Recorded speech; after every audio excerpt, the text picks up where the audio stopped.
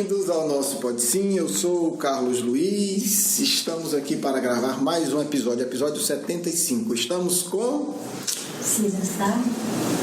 Alô, alô. Oi. Olha aí, falou alô. Pessoal, vamos lá. O clima é de alegria, de reflexão, né? E o tema é um tema sério e profundo, né? As coisas não são, uma coisa não é contrária à outra. Hoje a gente vai falar, né, no nosso Pode Sim 75, sobre a crise da migração europeia, né? E aí a gente já vai anunciar o tema do próximo, né? A gente vai tentar fazer isso na medida do possível. Nem sempre é possível, porque a gente, como você já deve estar acompanhando, a gente normalmente pega temas atuais. Quando a gente pega um tema que tem mais conteúdo, né, como a gente trabalhou os sonhos, aí dá para antecipar um pouco. Mas o próximo tema do 76 vai ser sobre a nossa crise moral e sobre as soluções possíveis, né? E aí a gente vai trabalhar isso, né? Como lidar e como alterar a cultura da corrupção no nosso país. Esse é o próximo. O que é que a gente pode falar da crise da migração? A gente estava aqui falando há pouco tempo que é uma crise que já tem um certo tempo, mas o que chocou, né, o que chamou a atenção de todos nós e do mundo, né, de boa parte do mundo, diga-se de passagem, foi essa foto que está aí, vocês vão ver no blog, dessa criança, né? Alan, o nome dele é Alan Kurdi, né, uma criança de 3 anos que morreu como? No dia do acidente dessa criança, teve acidente de 2 barcos, um com 17 e outro com 19 pessoas, né? Da família dessa criança só sobreviveu o pai. Era um barco que tinha 17 pessoas, né? E aí a gente vê, né, a perda do filho depois de todo um processo de desespero, né? E aí a gente vai tentar entender um pouco isso, porque ele sabia que era uma travessia perigosíssima, ele sabia dos perigos, ele estava tentando outros meios, mas não conseguiu, e no ato de desespero entrou num barco fugindo do seu país, né? Vamos tentar entender também esse desespero, né? Por que as pessoas fazem isso? E é importante a gente fazer sempre esse exercício, né? Por que essa pessoa fez isso? Perguntaram para alguns sírios, mas por que vocês estão aqui, né, fugindo, desesperados, correndo o risco de morrer, tentando entrar na Europa? Era pior lá do que... É exatamente isso, porque eles estão fugindo de uma situação pior. Exatamente. Crianças, bebês. E aí é que ele disse. O que eu ouvi um depoimento foi assim: é melhor a gente tentar fugir e talvez morrer ou não do que ficar lá e morrer. Aí ter certeza. E ter certeza que vai morrer. Então são pessoas que estão agindo numa situação de desespero. Esse pai mesmo que deu depois da entrevista, O outro mais velho também morreu. perdeu, exatamente. E ele estava já há muito tempo tentando sair da Síria numa situação de segurança e não conseguiu. Quando ele viu que a situação lá só piorava e que ele não tinha... A guerra civil lá está mais de 4 anos. Exatamente, que não tinha alternativa. E aí a gente vai voltar para um tema que você está comentando da guerra civil. É justamente o que é que está acontecendo. E aí assim, a gente vai tocar em vários assuntos e é importante a gente entender o seguinte: nós não estamos culpando especificamente ninguém. A gente está tentando entender e também, aí sim, a gente acha que cada um de nós tem uma parcela de responsabilidade e alguns de culpa, mas não existe o demônio e o anjo. Existe um contexto em que muitas pessoas ou muitos atores internacionais, países, agiram de maneira infeliz e geraram esse problema. A gente tratou disso, o problema que fez, né, a família do Alan Kurdi fugir e ele morrer afogado foi um problema que a gente tratou aqui no Pode Sim 63, que se chama Estado Islâmico, né? Então o que acontece?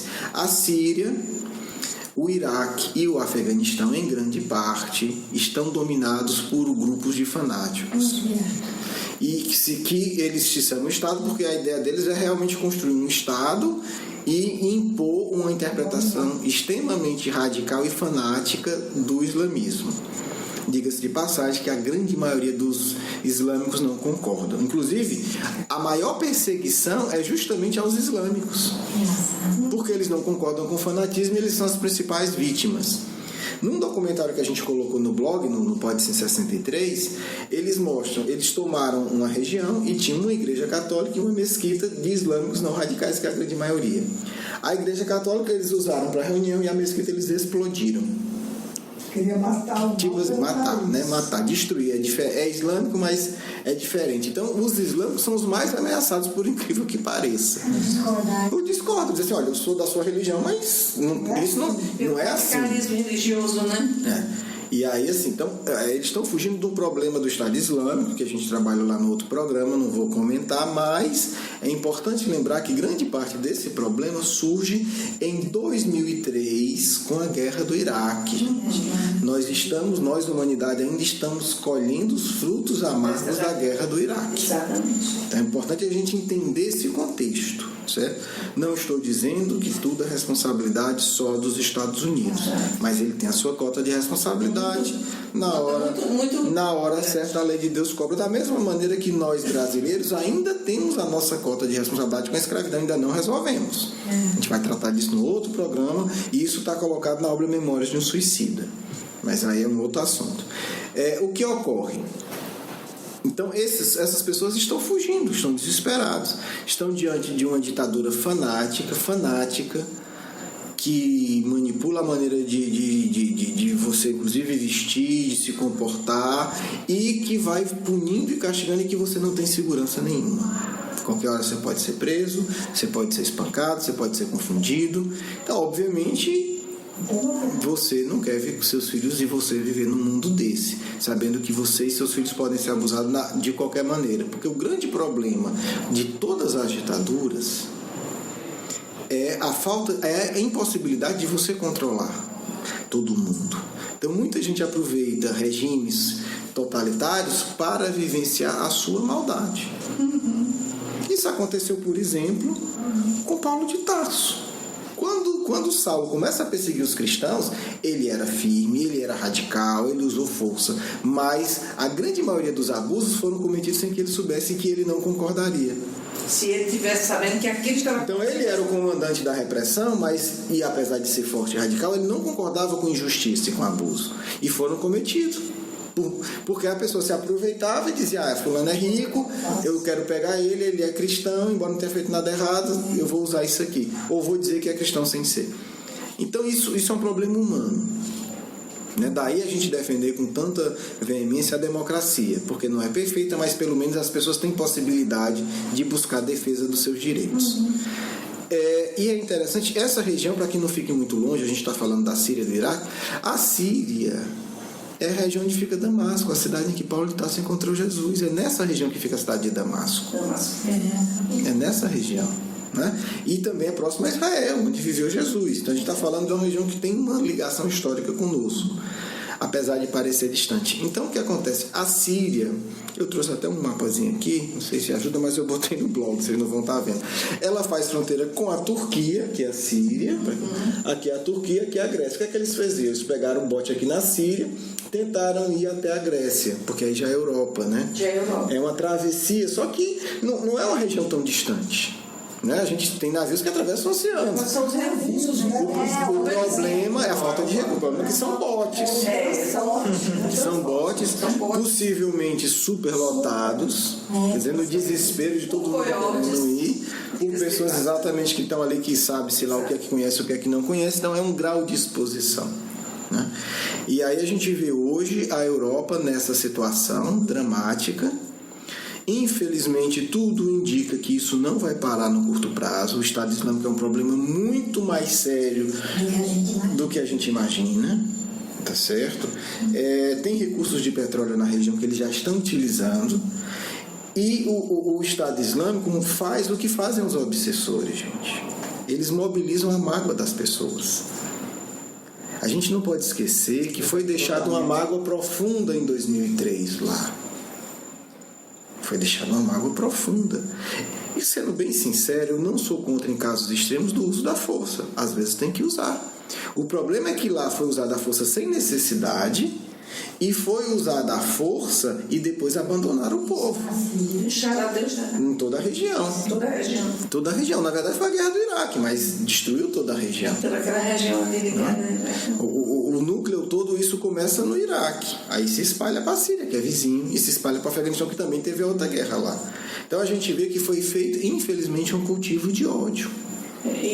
Carlos, a posição da União da Rússia de um apoio que já está sendo, já se nota, já interessa a eles, pelo meu ponto de vista, interessa a eles a permanência daquele tipo de... Sim, porque aí a gente está num jogo político em que o sentimento humano não é só um jogo religioso, interesse, digamos assim, local, não é mais só interesse local, nem religioso. É uma briga de influência, né? Então, se você apoia o meu poder, então se você apoia a mim, não interessa quem você é. E aí a gente tem que pensar isso, quer dizer, foi deixado um país destruído. E aí o Estado Islâmico cresce em cima dessa destruição, dessa mágoa e dessa desordem. Que eles têm. Dessa desordem. Então, exatamente. Então, isso que a gente tem que entender isso, porque a gente só vai solucionar se entender. Ninguém está acusando. E aí o resultado, essas pessoas vão fugir para onde? Para a Europa, que é o vizinho próximo, que é seguro. Essa é a verdade. Então a gente vê a Europa totalmente envolvida nisso. A gente vê os Estados Unidos envolvidos nisso, e a gente tem que ver o Brasil, aí vamos trazer para ti, envolvido nisso, né? Porque a responsabilidade de ter um projeto de ser pátria do Evangelho é grande.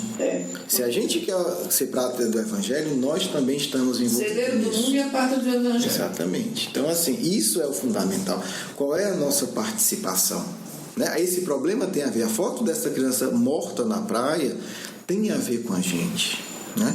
E aí o tema do próximo programa que tem a ver que nós precisamos organizar melhor o nosso país, mas não simplesmente para tornar, né, um novo rico, né? Besta, cheio de coisa e exibindo e esnobando coisas. Não, se não está na hora de aproveitar toda aquela quantidade de terras de água da região norte, através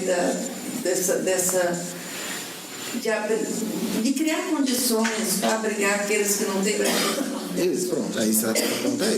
Mas aí nós temos que acelerar, nós temos primeiro que nos organizar e paralelamente começar a abrir espaço, porque ou a gente é cristão ou a gente é mentiroso, porque a gente já disse que ia ser. Então, nós não estamos nos propondo isso. Então, e aí? É uma coisa que nós estamos aceitando. Né? E eu acredito que a gente não está aceitando por burrice nem por vaidade, é por um compromisso com Cristo. Então, qual é o papel do cristão? Acolher.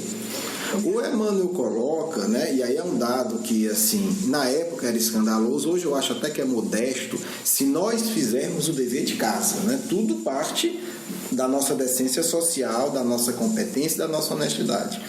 Que o Brasil deve abrigar 900 milhões de pessoas. Dá até um tanto mais, mas eu vou ficar com o número do Emmanuel para a gente entrar aqui em polêmica.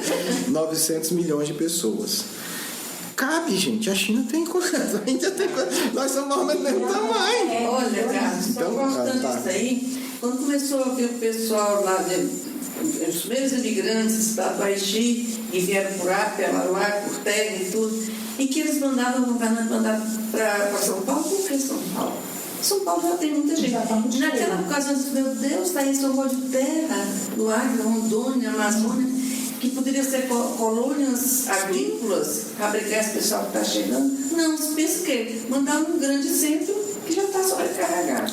Eu acho que o objetivo maior seria isso. Não, sim, com certeza. A gente tem condição, tem tecnologia, tem terra, tem natureza. Exato. Então, isso eu insisto muito porque me preocupa um pouco, e aí me preocupa mais até do que a crise que a gente está vivendo, nós não cairmos na ilusão da riqueza, nos tornarmos um país rico e simplesmente egoísta. Então a gente tem que começar a pensar nisso, gente, porque o que está começando a acontecer, Emmanuel falou através do Chico, tem uma entrevista dele, acho que em 1955, que foi dado, o assunto até era outro, mas esse assunto é tocado na entrevista, para um jornal da Legião da Boa Vontade, e ele fala isso, o Brasil tem que se preparar. Né? E acho que o movimento espírita tem um papel sério que a gente talvez não tenha acordado ainda. Né? E com essas terras e com esse povo chegando, ia ser só o celeiro do mundo em outro aspecto, mas de alimentação. De alimentação e de fraternidade.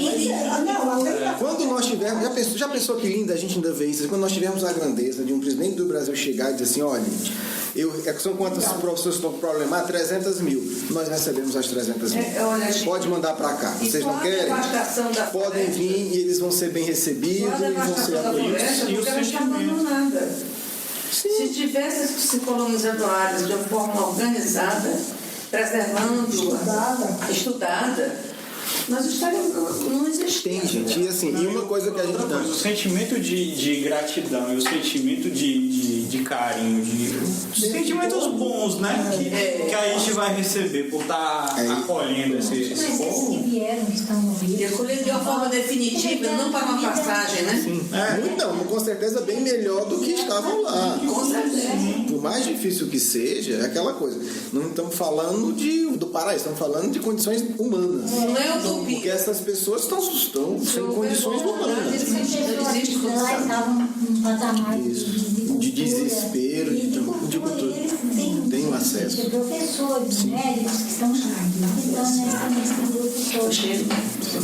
Então, assim, eu acho que é importante o Brasil como um todo. Acho que nós espíritas temos que começar a cultivar pelo menos essa reflexão. A Emmanuel já deu a dica, está aí com mais de 50 anos. Pois é. É importante porque nesse aspecto, o movimento espírita tem que se posicionar, os espíritos têm que se posicionar. Né? Não é discussão, porque a gente tem que separar bem. Nós não estamos falando de discussão de partido, de deputado, de senador. O espiritismo, enquanto o movimento espírita, não entra nisso, nem deve entrar nunca.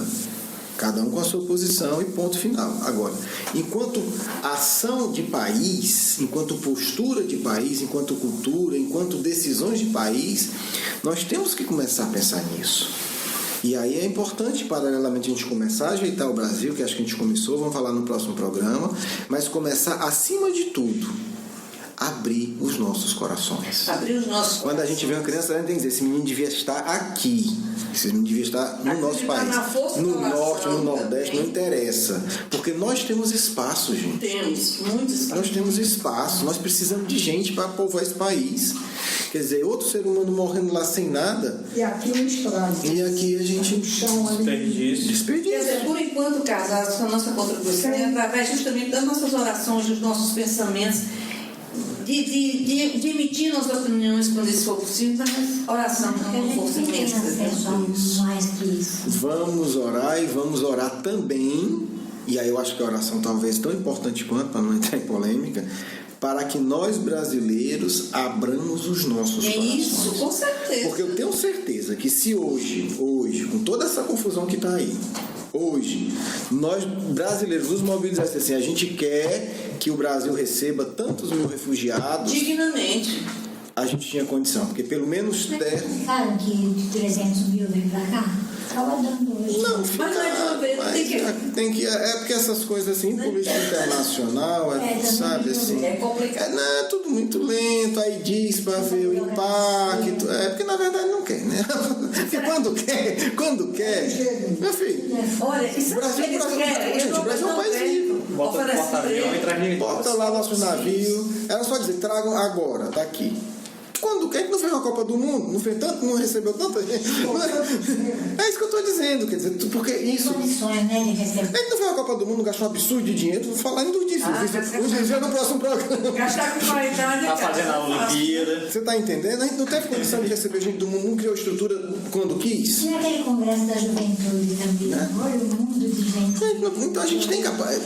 Mas faz bem ao ego, gente. Tem, aparece. O Brasil tem capacidade. Isso, graças a Deus, a gente pode dizer porque constata em várias situações. Então nós temos capacidade. O que nós precisamos é a vontade da maioria. Dizer assim, nós queremos que isso seja feito. Nós queremos receber essas pessoas. Dignamente. Eu espero que a gente receba esses 300 mil. Exatamente, já foi anunciado. Vamos torcer que dê certo, porque na verdade é um começo. O Emmanuel quer 900 milhões. Mas a gente, Emmanuel, começamos com 300. Vamos fazer mais só, Emmanuel, pelo menos a gente pode dizer assim, Emmanuel, já começamos. Não, claro, então assim, eu não estou falando que vai ser nesse ano, mas... Não, nesse ano ainda não posso, mas... É entender que existe um projeto de acolhimento. e que nós um dia vamos ter que ter uma política internacional, se quisermos ser a pátria do Evangelho, alinhada com isso. O Brasil tem que ser um país, e já é um pouco, vamos ser honestos, a gente não é história, é política internacional, o Brasil já é um país acolhedor. É muito acolhedor. Mas, assim, precisa um pouco mais, porque a necessidade é muito maior. Mas está acolhendo de uma forma precária, com caridade, dentro das igrejas, fazendo isso. Nós temos que abrir e criar condições. Todo mundo, um espaço que condições. Todo mundo. A gente não mobilizou, a gente não teve voluntário trabalhando na Copa do Mundo? Por que a gente não pode ter voluntário espírita, católico, evangélico, ateu, trabalhando para organizar um lugar bom para essas pessoas? A gente já faz. Alguns lugares. A gente já faz. Enquanto país, a gente já faz isso. A gente já provou que é capaz. O que eu quero dizer é isso. A gente é capaz. Quando quer, a gente faz.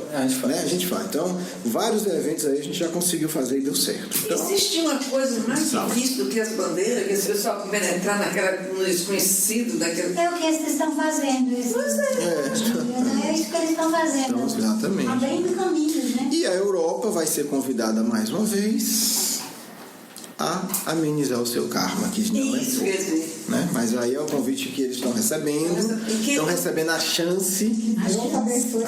Eu me agradeci muito a Deus pela Alemanha estar procurando redimir uma parte do karma que adquiriu.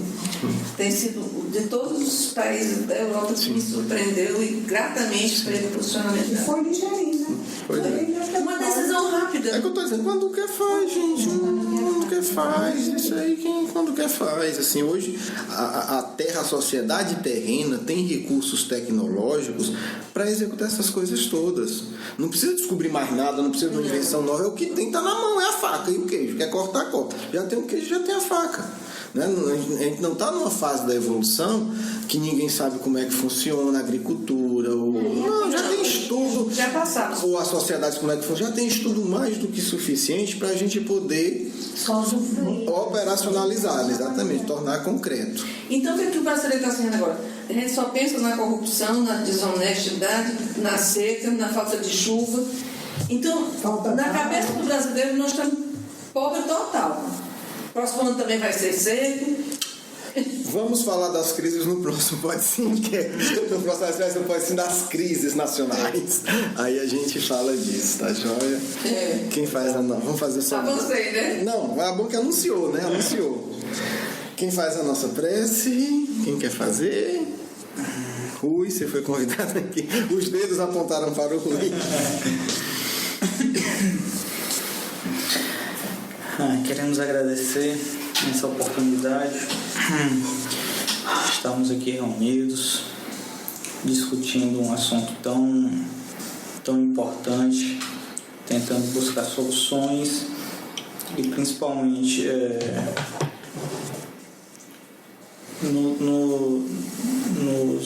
nos voltarmos a esse problema, né? Abrirmos os olhos para esse problema. Esperamos sinceramente que esse recado tenha sido dado, seja escutado e possamos, de uma forma ou de outra, ajudar aquele povo que tanto sofre nesse momento, que, de uma forma ou de outra, fazendo nossas orações e vibrando pela paz daquela região, que a situação possa ser amenizada e a gente consiga, como pátria do Evangelho, fazer a nossa parte nesse momento. Que a paz do Cristo possa estar no meio de nós. Nós que estamos dispostos a amar e a servir. Nós que estamos aqui dizendo verdadeiramente com a alma elevada: Senhor, queremos participar de Tua tarefa, de pacificar corações, de consolar todas as dores, nos dispondo a estar no mundo como verdadeiros cristãos. Coloco-me à disposição para o nosso diálogo fraterno.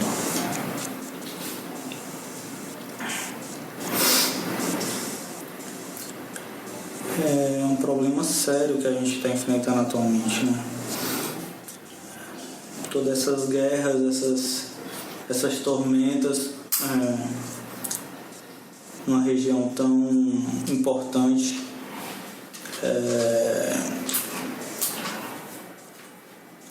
isso existe também, como a gente comentou há pouco,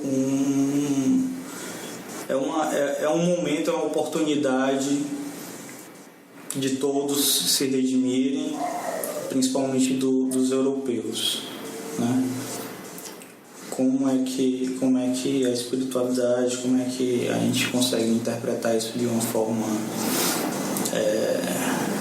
espiritual, vamos assim dizer? Observando a história relativamente recente do planeta dos últimos milênios, podemos dizer que não há nada de novo, a não ser a possibilidade de que os habitantes do mundo se tornem verdadeiros cristãos. Existe todas as condições, já há algumas décadas, de que o mundo possa equacionar suas graves questões. Existe uma imensa barreira no coração humano do orgulho e da vaidade que impossibilita o ser de verdadeiramente amar. Todas as crises são convites divinos à reforma das criaturas.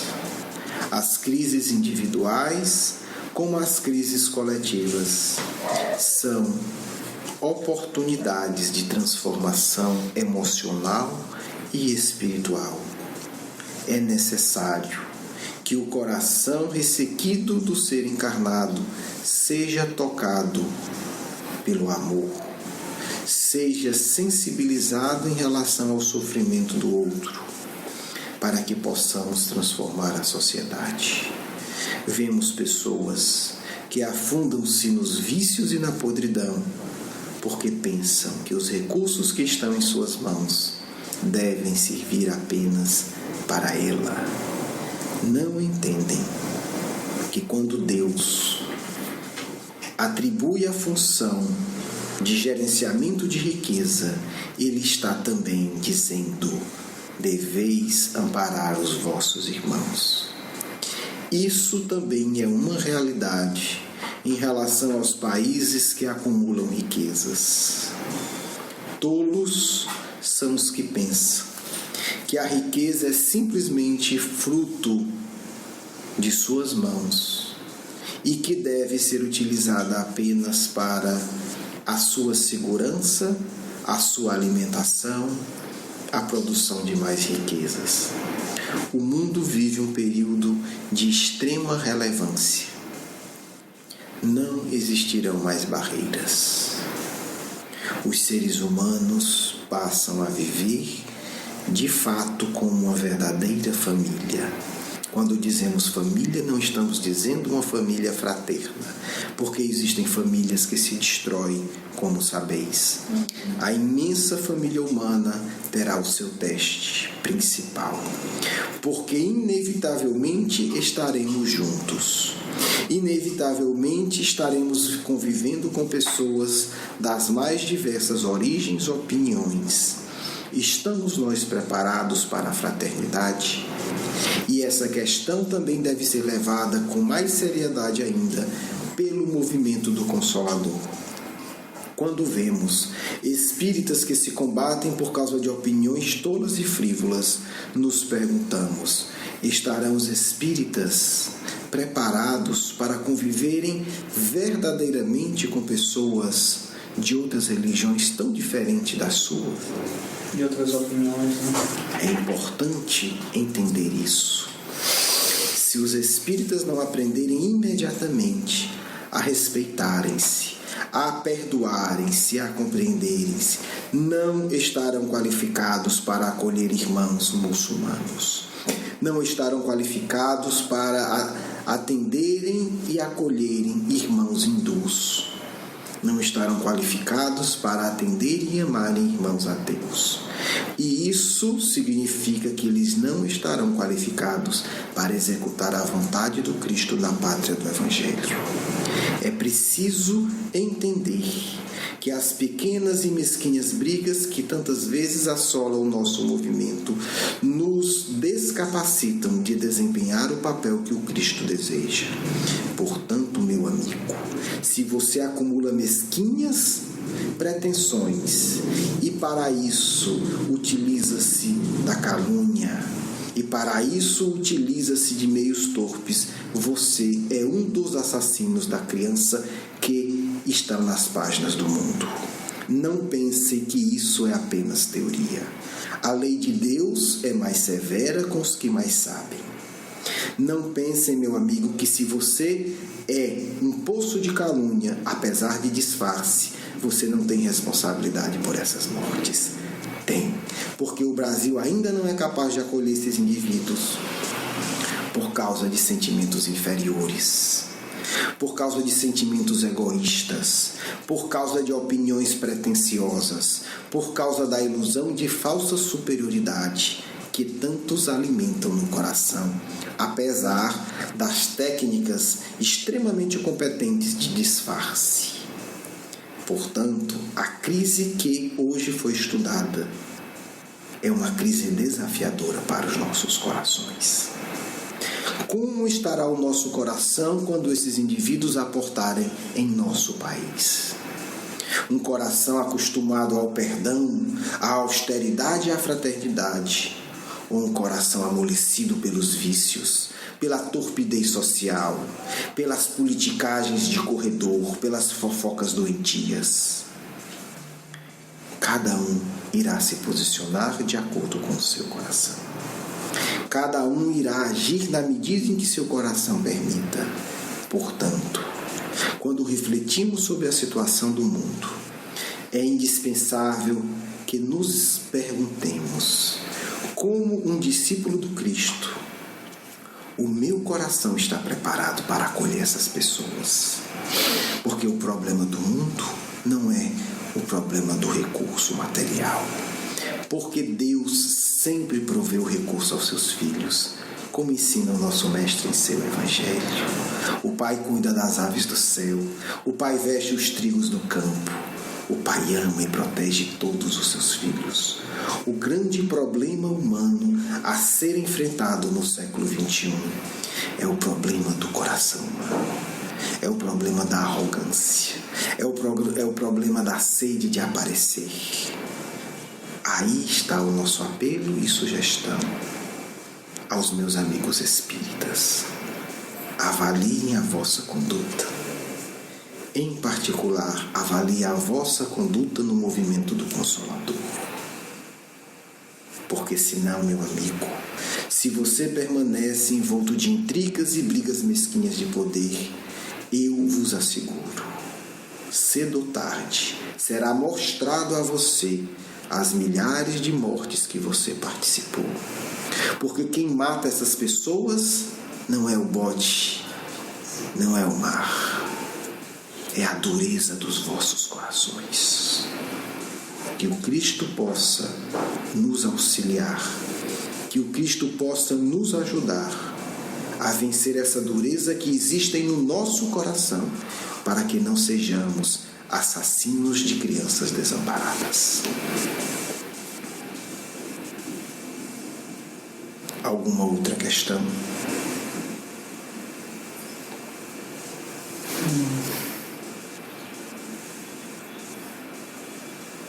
Despeço, pedindo a todos vibrações, não para os que estão sofrendo nesse instante, mas para aqueles que confortavelmente geram esse sofrimento. Eles serão os expatriados do mundo, os egoístas terríveis que vivem na abundância e apenas fazem cálculos de controle, seja do seu pequeno departamento, ou seja de políticas de Estado completas. Esses merecem nossas preces, meus irmãos, porque esses, muito em breve, infelizmente, receberão uma colheita muito amarga por permanecerem lutando contra a lei de amor, endurecendo os próprios corações. Que todos possamos, com coragem e firmeza, implantar em nosso coração o projeto do Cristo para o país, porque quando o nosso coração for a pátria do Evangelho, o nosso país ensinará ao mundo o que significa ser o verdadeiro cristão. Paz a todos, do vosso irmão e amigo em Cristo, Caio Barcho.